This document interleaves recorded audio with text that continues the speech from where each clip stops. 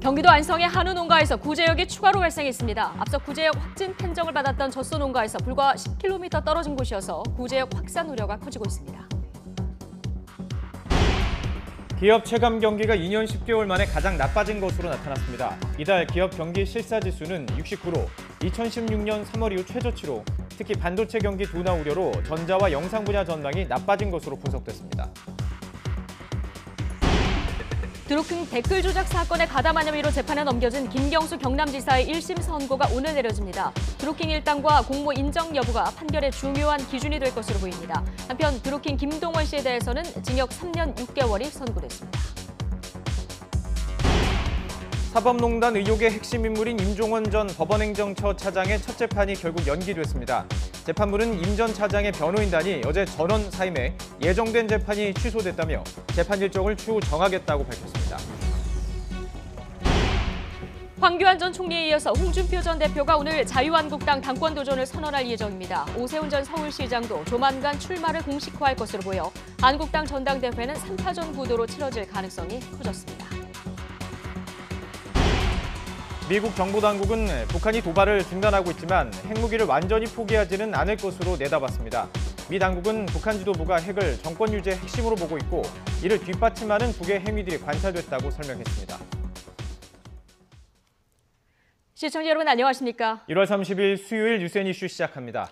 자유한국당 당권 경쟁이 가속화되면서 어제 황교안 전 총리에 이어서 오늘은 홍준표 전 대표가 오후에 출마 선언을 할 예정입니다. 한국당의 국회 보이콧으로 국회가 멈춰선 상황에서 여당인 더불어민주당은 경제 행보에 주력하고 있습니다. 국회 취재기자 연결합니다. 염혜원 기자.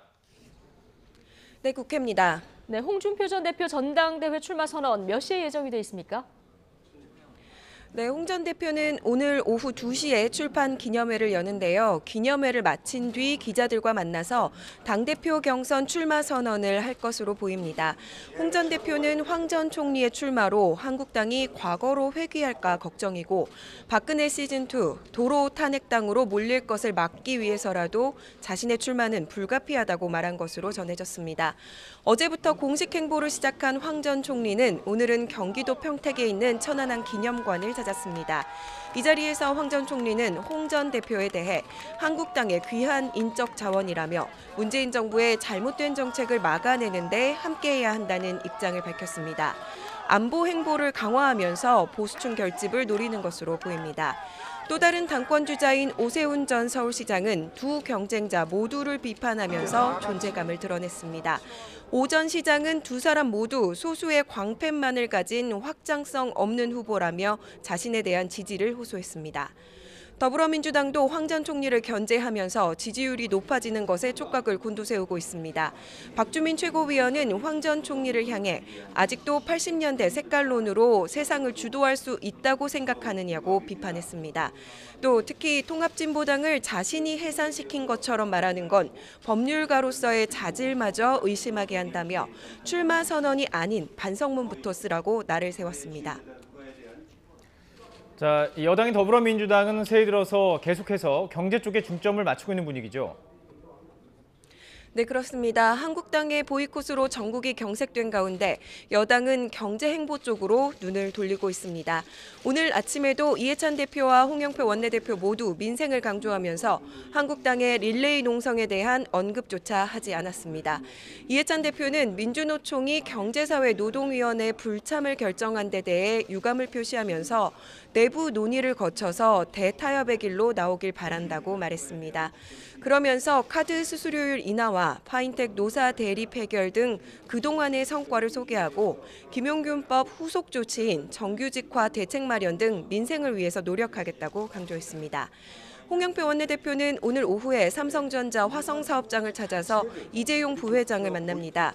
지난 15일 청와대에서 열린 기업인과의 대화에서 이 부회장이 공장과 연구소 등 현장을 방문해달라고 말한 데 따른 겁니다. 원내대표단은 화성 사업장을 둘러본 뒤에 이 부회장과 30여 분 동안 간담회를 할 예정인데 산업 현장의 애로를 듣고 기업도 정부와 여당을 믿고 적극적으로 투자해달라는 요청을 한다는 계획입니다. 한국당은 오늘로 일주일째 릴레이 농성을 이어가고 있는데요. 나경원 원내대표는 김태우 전 수사관에 대한 특검과 손혜원 의원 국정조사, 조혜주 중앙선관위원 임명 철회 등을 거듭 촉구했습니다. 특히 손 의원 의혹 조사에 대한 국정조사를 여당이 수용하면 국회의원 이해충돌 여부 전수조사도 받아들이겠다고 강조했습니다. 한국당은 내일 의원총회를 거쳐서 청와대 앞 등에서 장외투쟁으로 대여투쟁을 확대해 나갈지 여부를 결정할 방침입니다. 지금까지 국회에서 YTN 염혜원입니다. 지난 28일 경기도 안성의 젖소 농가에서 구제역이 발생한 데 이어 어제는 안성의 한우 농가에서 구제역이 추가로 확진됐습니다. 네, 더 확산되지는 않을까 방역당국이 긴장하고 있습니다. 취재기자 연결해 보겠습니다. 김장하 기자. 네, 행정부입니다. 네, 그러니까 지금 구제역이 발생한 곳이 두 군데로 늘어난 거죠? 그렇습니다. 어제 경기도 안성시 양성면 소재 한우 농장에서 구제역이 추가로 확인돼 모두 두 곳으로 늘었습니다. 어제 구제역이 추가로 확진된 농장은 그제 발생한 안성시 금강면 소재 젖소 농장과는 10여 킬로미터 떨어져 있습니다. 농림축산식품부는 구제역 추가 발생이 확인됨에 따라 해당 농장 출입을 차단했습니다. 또 사육 중인 소를 처분하고 소독 등의 조치를 했습니다.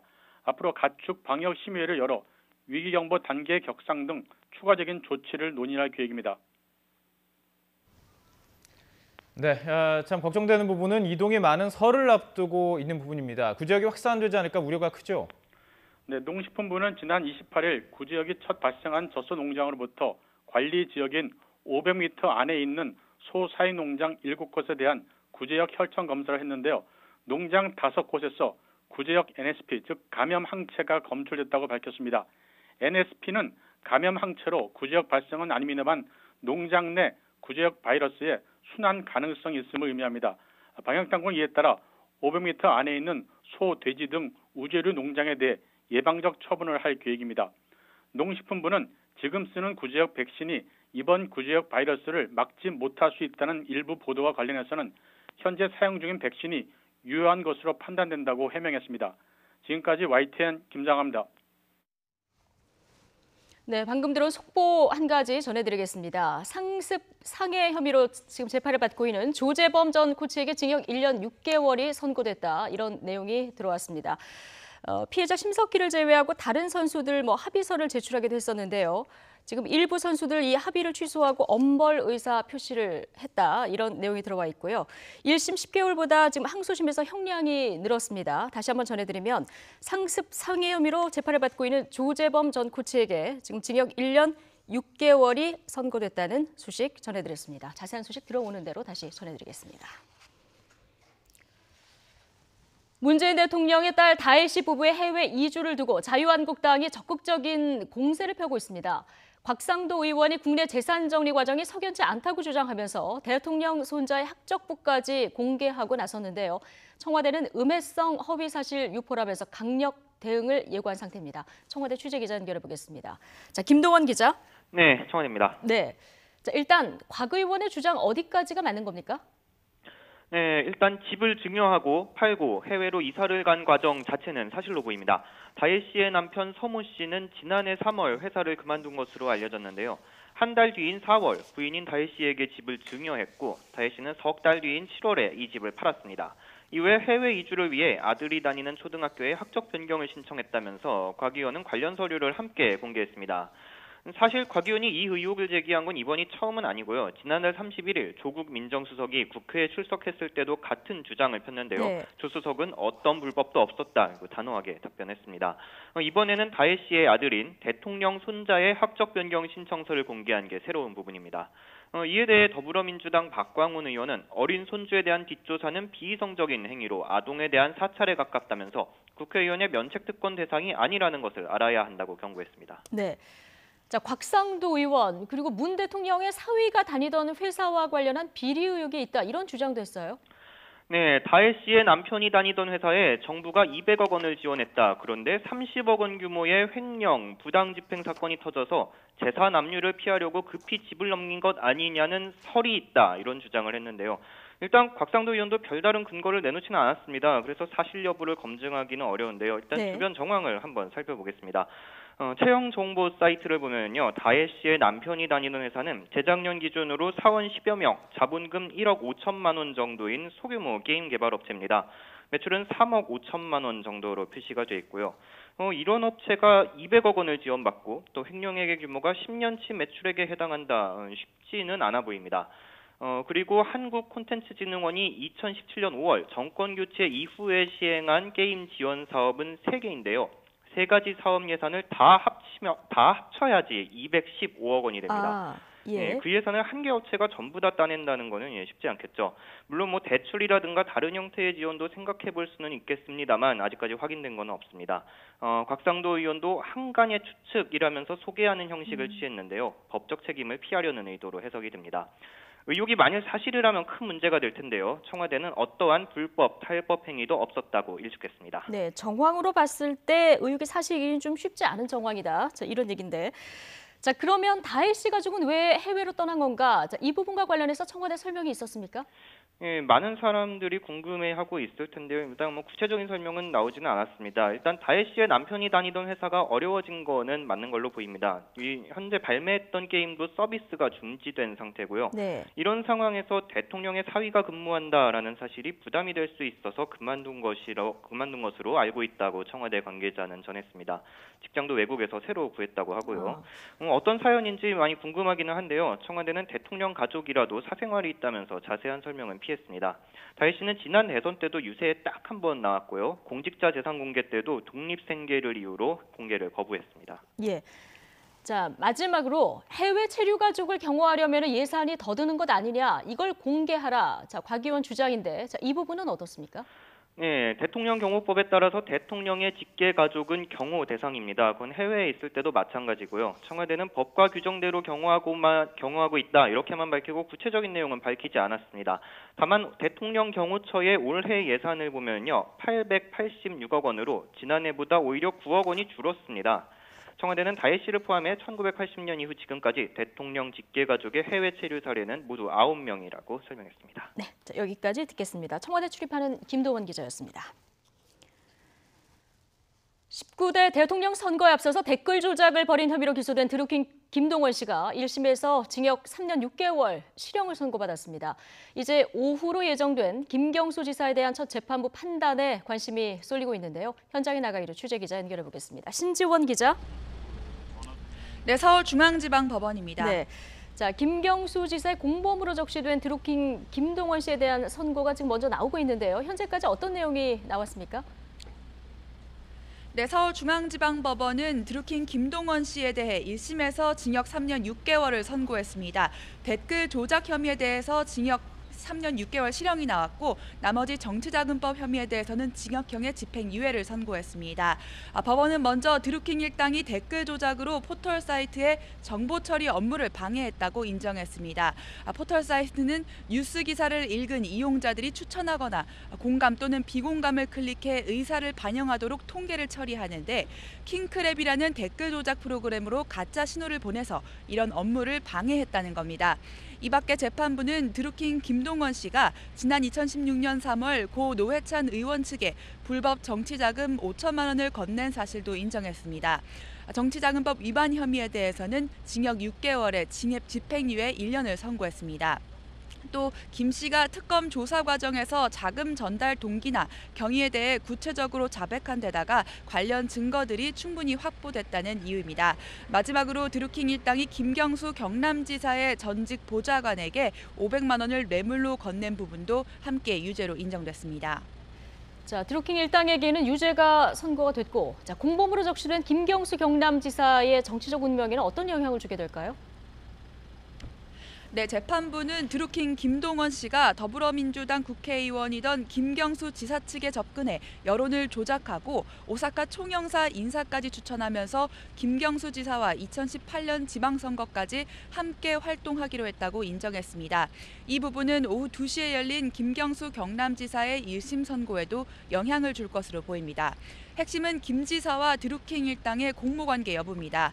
김경수 경남지사는 그동안 드루킹 일당을 만난 적은 있지만 댓글 조작은 몰랐다면서 혐의를 부인해왔습니다.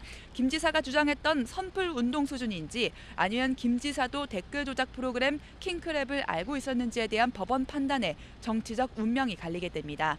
오늘 김 지사에 대해 무죄가 선고되면 앞으로 경남도정을 계속하며 정치 활동을 이어가겠지만 업무 방해 혐의로 금고 이상의 실형이 나오거나 공직선거법 위반 혐의로 100만 원 이상의 벌금이 확정되면 김 지사는 지사직을 잃게 됩니다.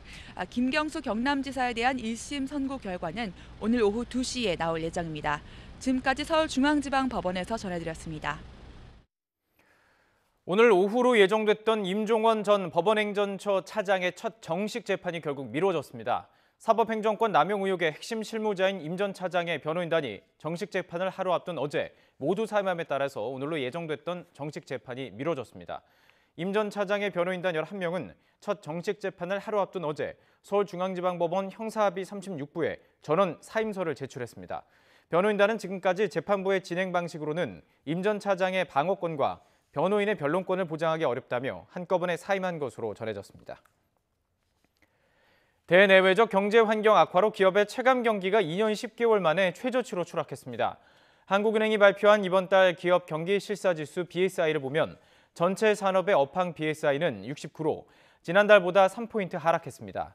이는 지난 2016년 3월 69를 기록한 이후 최저치입니다. 다음 달 전망 역시 3포인트 떨어진 68을 기록했습니다. 제조업과 비제조업 모두 하락한 가운데 식음료와 전자, 통신장비 등의 낙폭이 컸습니다.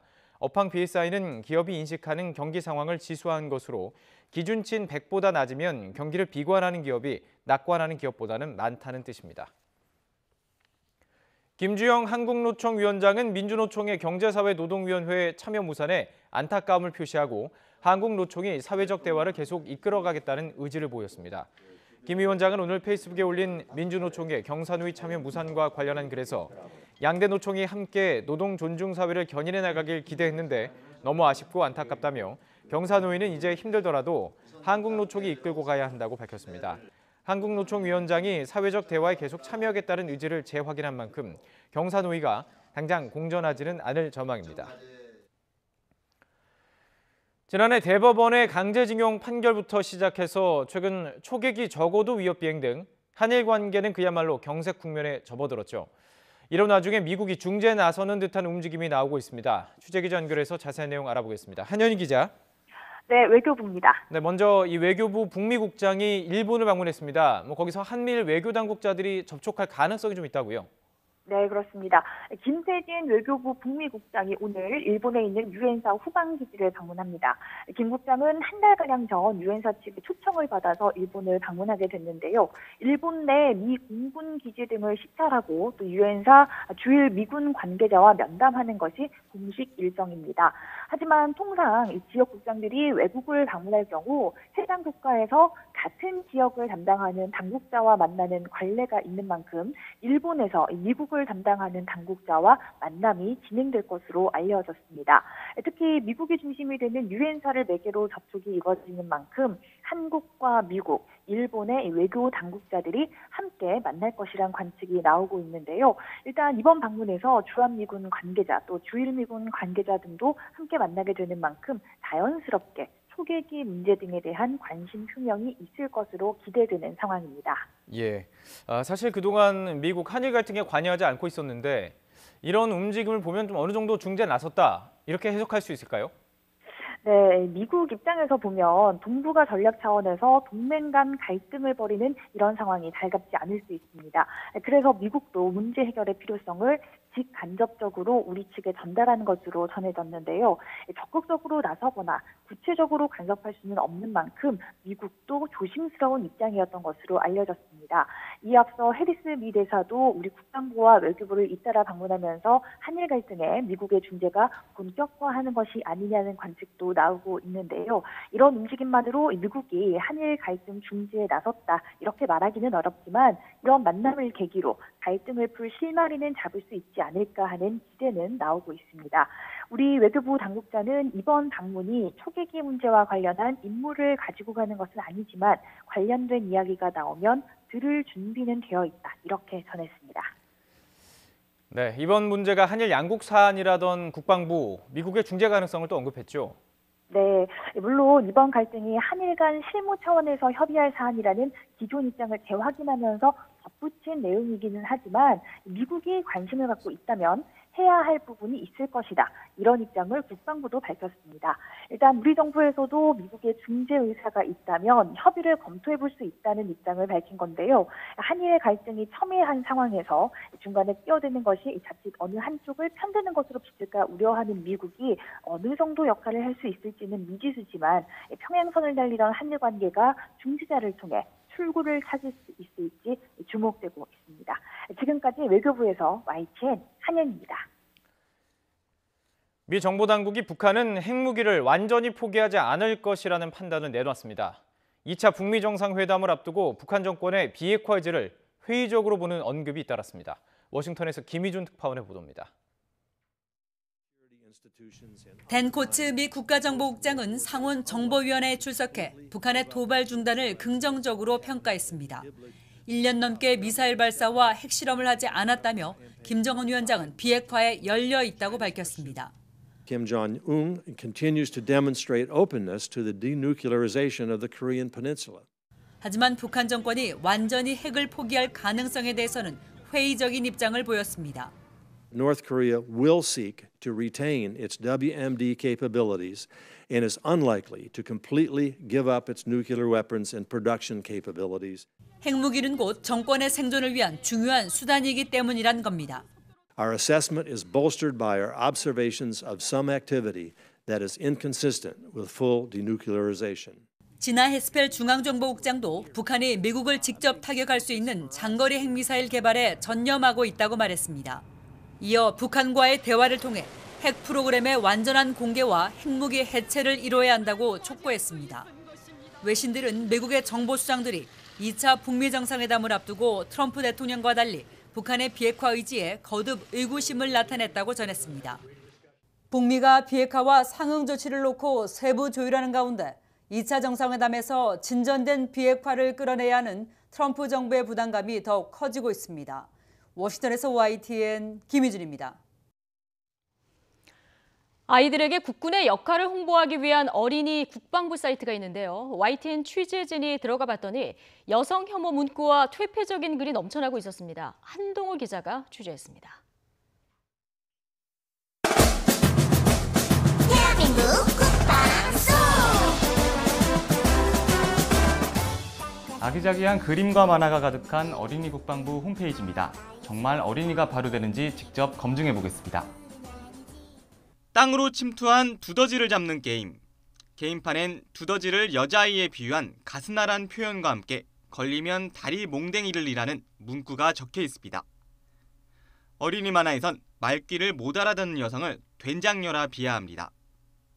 휴가 나온 군인이 여자친구에게 모텔에 가자고 꼬드기는가 하면 회사 복사실에서 몰래 키스하다 걸린 남성이 욕설을 내뱉는 장면도 등장합니다.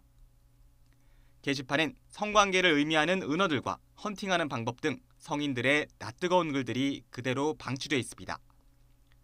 홈페이지에서 문제를 풀면 방문자가 입력한 학교 이름을 넣어 상장을 주는데 야동초등학교가 압도적인 1위입니다. 실제 존재하는 학교긴 하지만 방문자들이 장난삼아 선택했을 가능성도 엿보입니다. 어린이에게 유익한 사이트라며 소개한 배너는 언제 관리했는지 절반 넘게 열리지도 않습니다. 근데 어린이 홈페이지 쪽은 저희가 컨텐츠가 부족해서 따로따로 이제 만들면서 하는 거기 때문에 제가 늘 보지 않고 있거든요. 그러니까 말씀하신 부분 지금 고쳐야 되는 부분 맞고요. 어린이에게 유해한 글과 만화가 가득한 어린이 홈페이지. 국방부의 방치 속에 오늘도 나쁘끄러운 내용들이 버젓이 노출돼 있습니다. YTN 한동우입니다.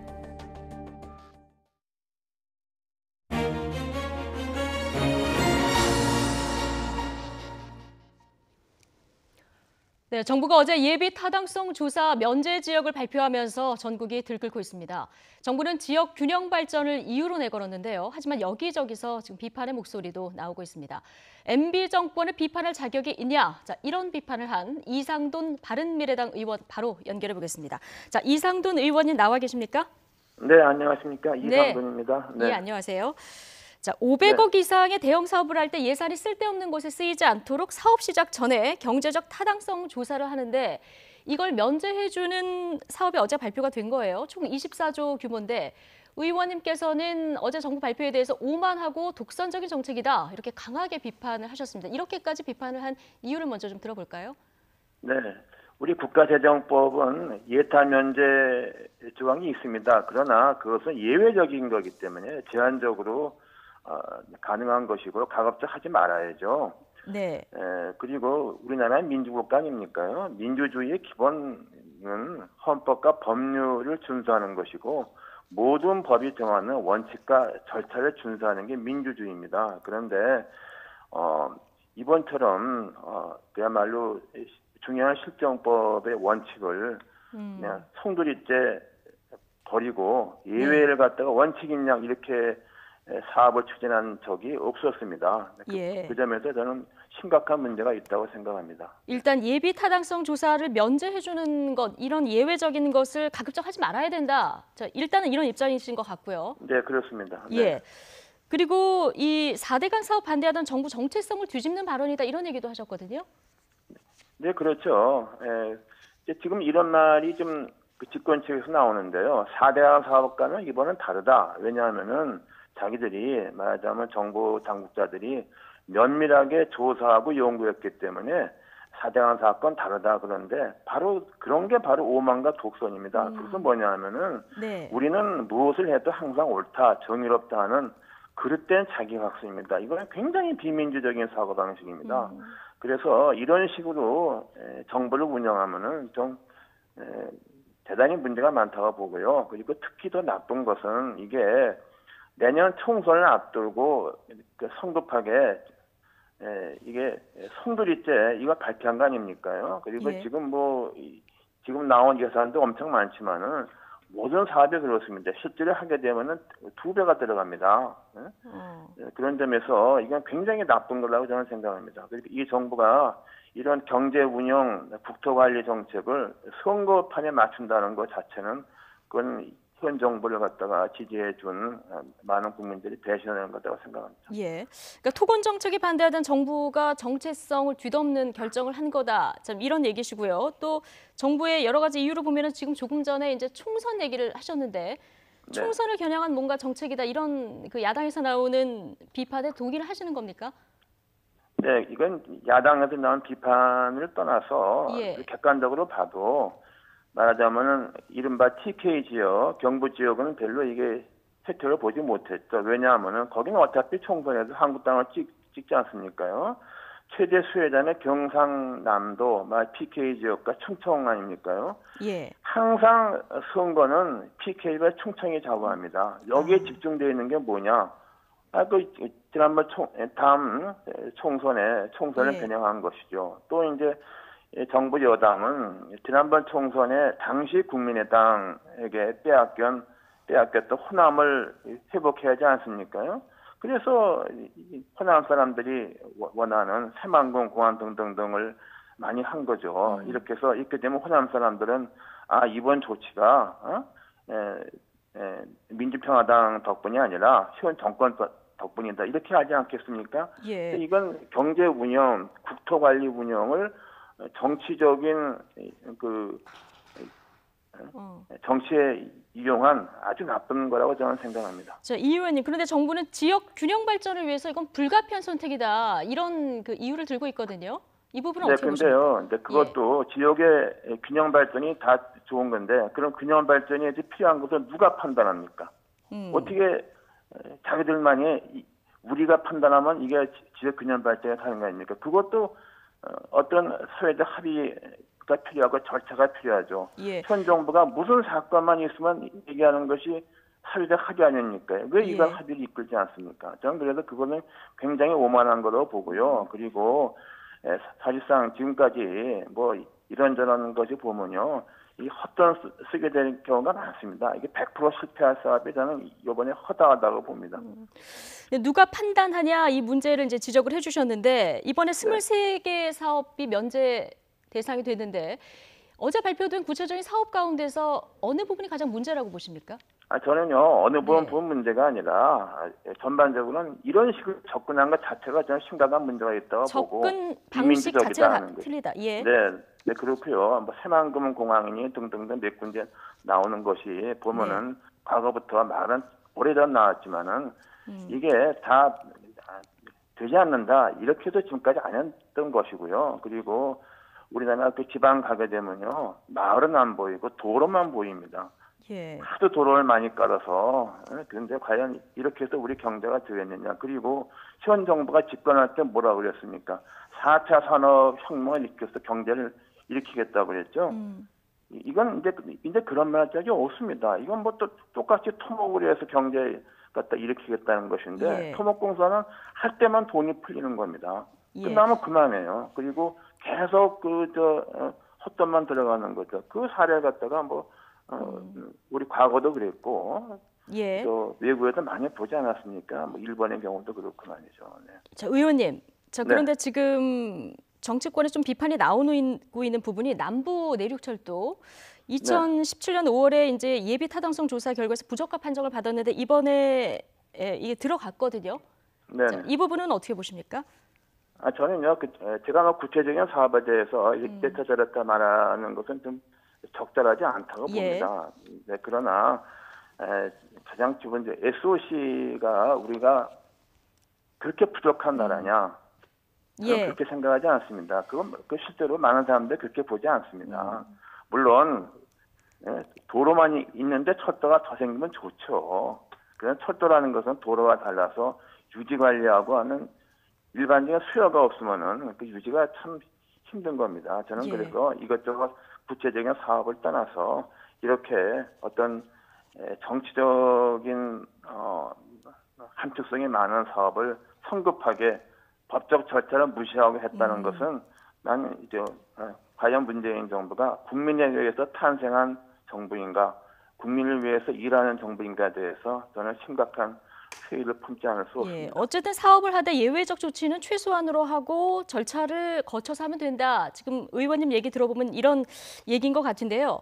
이번에 수도권은 거의 제외가 됐고요. 지방 교통 인프라 선정이 많이 됐거든요. 그런데 지방 교통 인프라가 확충이 돼야 지역 발전의 기반도 좀 다져지는 게 아닐까 이런 지적을 하시는 분들도 있습니다. 좀 속도감 있게 추진하려면 필요하다 이런 얘기도 나오는데요. 그런 주장이 대체로 얘기해서 토목 업계에 영향을 받은 것이고, 그리고 지역 주민들한테는 뭐라도 하나 생기면 더 좋다고 그러는데, 저는 그것이 우리 경부 간 KTX 이거 생겨서 과연 대구 같은 데가 혜택을 받느냐, 그리고 우리 또 국도 한번 참물고 가 보시면요, 예. 고속도로 국도를 고속화 공사해서 죽어버린 마을, 죽어버린 상권이 허다합니다. 아, 그래서 지금까지 네, 그렇죠. 경험으로 봤을 때. 수락산이 뭐 이런데 강원도 보게 되면 도로가 너무 잘 뚫리니까 예. 과거 같으면 뭐 1박 2일 왔다 갔다가 당일 왔다 갔다 하고, 그리고 우리 경제의 어떤 도약을 위해서 이게 별 도움이 안 됩니다. 그냥 붓고만 소진하는 거죠. 그리고 일본의 경우 보지 않았습니까? 논두렁에 또 콘크리트 아스팔트를 깔고 하도 도로를 만들어서 무슨 다람쥐가 다닌다 하고, 우리도 공항 건설해서 거기다 고추 말리고 무 말리게 말렸잖아요. 예. 그 F1 경기장도 가서 뭐 말린다는 거예요. 그래서 지금 우스갯소리로 또 공항 세우면 이제는 무슨 또 생선을 말리냐 뭐 이런 말이 나오지 않습니까? 난 그래서 이런 게 굉장히 비정상적이고 비이성적이라고 봅니다. 예. 의원님, 그런데 이제 뭐 국회 내 분위기도 좀 갈리는 것 같거든요. 이게 여야별로 나누는 게 아니라 지역구별로 희비가 엇갈리는 이런 상황이거든요. 국회부터 좀 분위기가 달라져야 되지 않을까요? 네, 그래서 저도요 국회에 있다 보니까 지역구 의원들이 그런 면에서 한계가 있고요. 그리고 그런 것이 우리나라가 자꾸만 잘못 가게 되는 거라고 생각합니다. 근데 사실 그런 것은 우리나라뿐 아니라 외국에도 왕왕 많이 있습니다. 그래서 뭐 심지어 아무도 안 다니는 다리 이런 거 우리나라도 몇 군데 있어요. 예. 지역민들이 어떻게 여론 갖다 조작을 해서 다리를 세웠는데 정작 마을이 별로 없으니까 다니는 차가 별로 없고 뭐 이런 거 갖다가 뭐 노맨스 브릿지라고 그러죠. 뭐 이런 경우가 많은데 이렇게 되면은 이게 국가 발전에 하등 좋을 게 없습니다. 예. 자, 의원님 연결됐으니까 네. 제 이 질문 하나 드릴게요. 네네. 안철수 전 대표가 다시 복귀한다 이런 얘기가 솔솔 나옵니다. 지금 3월 복귀설 얘기도 들리던데 일단 현실적으로 가능성이 있는 얘기입니까? 저는 뭐 본인이 뭐 복귀할 생각 본인 판단이겠지만은 뭐 저는 뭐 그렇게 큰 영향력을 주지는 않을 거라고 보고요. 안철수 대표가 정계 복귀하면은 그거는 또 현재 여당을 도와주는 겁니다. 안철수 대표가 정계를 복귀하면 여당을 도와주는 거다. 여당을 도와주는 거죠. 지금 여당은 지금 야당의 분열, 야당의 어떤 그 극단화 이런 데에서 지금 저는 기회를 본다고 봅니다. 예. 그래서 집권 여당의 자려서가 아니라 야당의 그 파편화, 그다음에 야당의 극단화 때문에 저는 뭘 해도 민주당 정권이 뭐 또다시 뭐 선거에 승리할 가능성이 많지 않겠나 저는 그렇게 보고 있습니다. 같은 당의 손학규 대표는 때가 되면 정치 발전에 기여할 거다 이런 얘기를 했거든요.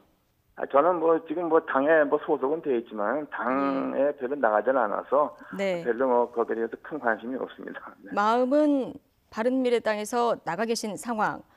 마음이 아니라 일단 당적은 돼 있지만은 예. 뭐 지금 사실은 바른미래당뿐 아니라 민주평화당도 마찬가지고 과연 그 구성원들이 이렇게 그 정당의 어떤 과연 그 결사체로서 정당의 역할을 하냐에 대해서는 그 내막을 아는 사람들은 좀 밖에서 본 거하고 다릅니다. 말하자면 당이 과연 당 같으냐 뭐 이런 말이 좀 많이 있죠. 네, 그렇습니다. 그럼 이상돈 의원님 개인적으로 보시기에 안철수 전 대표의 제가 이제 적절한 복귀 시점을 여쭤보려고 했는데 지금 뭐 나오면 야당을 도와주는 거다 이런 얘기를 하셨기 때문에 앞으로 어떤 선택을 해야 된다고 여당을 보십니까? 도와주는 거죠. 그러니까 여당을 도와주는 거다. 네, 그렇죠. 여당을 도와주는 거죠. 예. 네. 자, 그러면 뭐 정계 은퇴해야 된다 이런 입장이신 겁니까? 아니 그 뭐 은퇴 현재 현역 의원이 아니고 지금 정계 별로 현재로서 영향이 없지 않습니까요?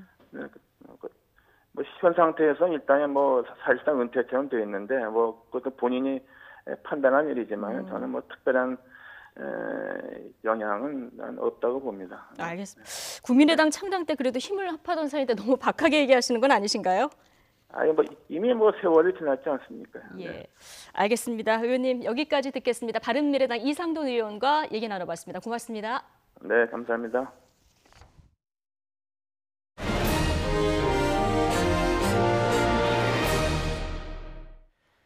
이틀 전 별세한 일본군 위안부 피해자 김복동 할머니의 마지막 말은 끝까지 싸워달라였습니다. 시민활동가들은 생존한 피해자 23명을 위해서라도 김할머니의 유지를 이어가겠다고 다짐했습니다. 박기환 기자의 보도입니다. 고 김복동 할머니와 함께 싸워온 이용수 할머니가 힘겹게 발걸음을 옮겨 빈소로 들어옵니다.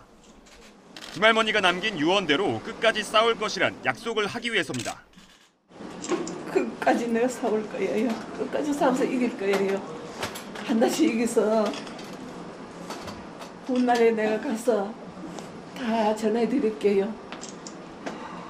고이 잠지으시고 잘 가세요. 일본군 성 노예제 피해 할머니들은 일본 정부를 비판하며 1,300번 넘게 집회를 이어오고 있습니다. 할머니들의 요구는 돈이 아닌 일본 정부의 전쟁 범죄 인정과 공식 사과, 또 지난 2015년 동의 없이 이뤄진 한일 합의를 파기하고 화해치유재단을 해체하라고 우리 정부에 요구하고 있습니다.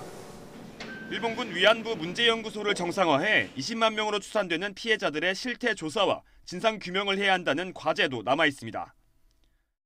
일본군 성 노예제 피해 할머니들은 이제 23분만 남았습니다. 평균 나이 91세.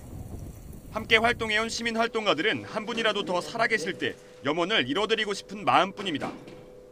23분, 그 23분이 살아계시는 동안에 그 해결을 봐야 된다라는 절박감, 일본 정부가 피해자들의 28년의 노력을 반드시 사죄와 배상으로 실행할 수 있도록.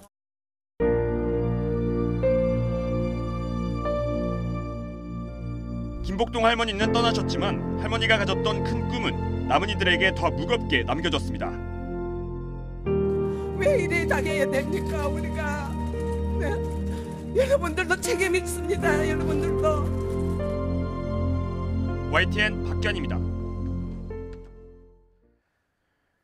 보기 드문 야생 시베리아 새끼 호랑이들이 극적으로 카메라에 포착이 돼서 화제를 낳고 있습니다. 러시아 극동 연해주에 있는 표범의 땅 국립공원 측은 최근 공원 안에 설치된 관찰 카메라에 잡힌 새끼 호랑이 4마리 모습을 페이스북에 공개했습니다. 새끼 호랑이 4마리는 어미가 먹잇감을 잡으러 은신처인 굴을 떠난 사이에 언덕 위로 올라와 함께 뛰놀았습니다. 새끼 호랑이들은 지루할 때는 힘겨루기도 하고 졸릴 때는 서로 온기를 나누며 낮잠도 잤습니다. 밤중에 촬영된 장면에는 어미가 새끼들을 먹이고 혀로 깨끗이 핥으며 보살피는 모습도 담겼습니다. 영상 속 새끼 호랑이들은 생후 3, 4개월 정도로 앞으로 2, 3년 동안 어미의 보살핌을 받은 뒤에 각자 자기 영토를 찾아 뿔뿔이 흩어질 것으로 전문가들은 봤습니다. 자유한국당 박상도 의원이 제기한 대통령 딸 가족의 해외 이주 의혹. 청와대는 최동욱 전 검찰총장의 혼외자 추적한다면서 불법을 일삼던 과거 정부 공작 정책 음습한 그림자가 보인다고까지 응수를 했습니다. 자, 대통령 가족이 왜 해외로 갔나? 자, 이 문제가 국민의 알 권리에 부합하는 문제인지 잠시 뒤 박범계, 장제원 두 현역 의원에게 질문 드려보겠습니다. 뉴스앤이슈 2부에서 뵙겠습니다.